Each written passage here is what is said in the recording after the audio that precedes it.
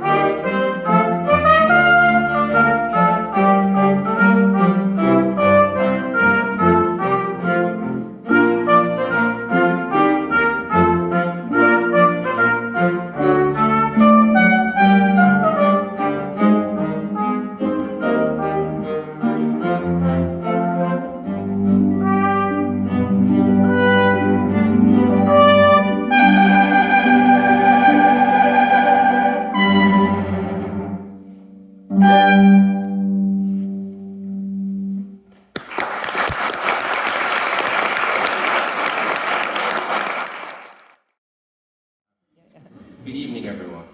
My name is Tristen, Jayasinghe, TJ, the composer.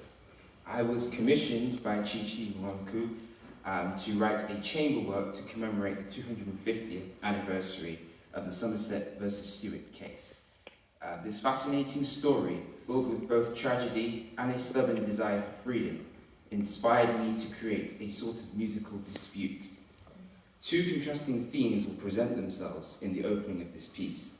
The first theme, representing slavery, is characterized by strong glissando chords on the harp, representing the injustice and cruelty of the slave trade. And then the light string theme afterwards represent the distant and enduring hope that freedom will eventually become attainable. Once introduced, these musical ideas develop, interlap, and interrupt each other, creating a sense of dialogue. Also, several times in this piece, the previously mentioned harp motive briefly halts the debate, and solos in the violin and cello bring home the dreadful realities of slave life. Eventually, all this tension is resolved, and the work ends in triumph. Enjoy. Thank you.